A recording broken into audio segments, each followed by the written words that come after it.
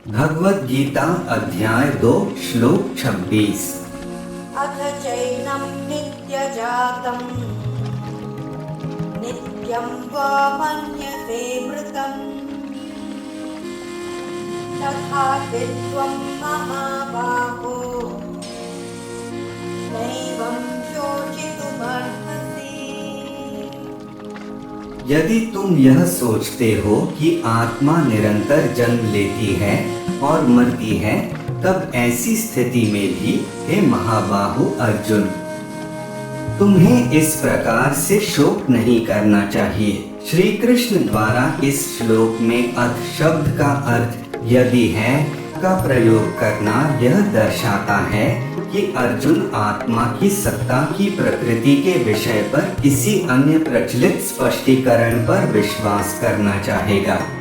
इस श्लोक को भारत में प्रचलित दार्शनिक विचारधाराओं और आत्मा की प्रकृति के संबंध में उनकी विभिन्न मान्यताओं के तात्विक संदर्भों के अंतर्गत समझना चाहिए। ऐतिहासिक दृष्टि से भारतीय चिंतन को 12 दर्शन शास्त्रों में समाविष्ट किया गया है। इनमें से 6 दर्शन जो वैदिक प्रमाणों को स्वीकार करते हैं, उन्हें आस्तिक दर्शन कहा जाता है। ये मीमांसा, वेदांत, न्याय, वैशेषिक, सांख्य और योग हैं।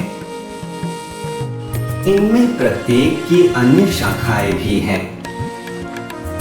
उदाहरणार्थ वैदिक दर्शन को आगे फिर 6 दर्शनों में विभक्त किया गया है। द्वैतवाद, द्वैतवाद, विशिष्टाद्वैतवाद, विशुद्धाद्वैतवाद, द्वैताद्वैतवाद और अचिंत्य भेदाभेद। आगे इनकी भी अन्य शाखाएं पाई जाती है, जैसे अद्वैतवाद को दृष्टि सृष्टिवाद, अवच्छेदवाद, बिंबवाद, विवरवाद, अजातवाद आदि में विभक्त किया जाता है।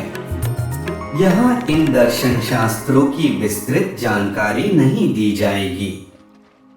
यह भी संतोषजनक है कि ये सभी दर्शन शास्त्र वेदों के उद्धरणों को अधिकृत रूप स्वीकार करते हैं।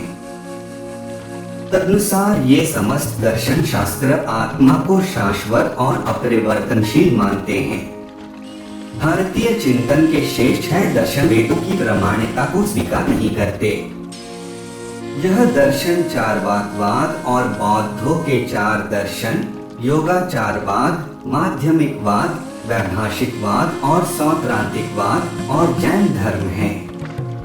इनमें से प्रत्येक की आत्मा की प्रकृति के संबंध में अलग अलग धारणाएं हैं।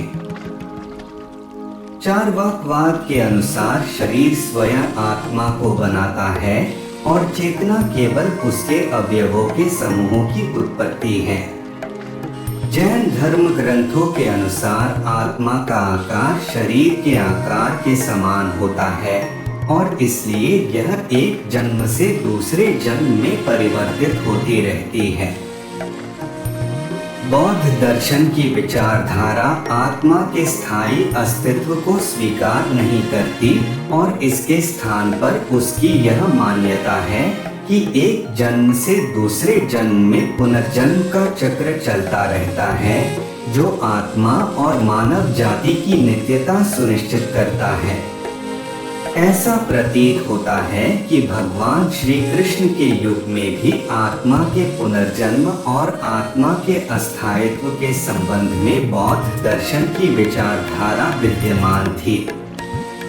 इसलिए श्री कृष्ण यह व्याख्या कर रहे हैं कि यदि अर्जुन आत्मा के एक जन्म से दूसरे जन्म अर्थात पुनर्जन्म के विचार को स्वीकार करता है, तब भी उसके शोक करने का कोई कारण नहीं होना चाहिए। कोई शोक क्यों न करे, इसे अब अगले श्लोक में स्पष्ट किया जाएगा।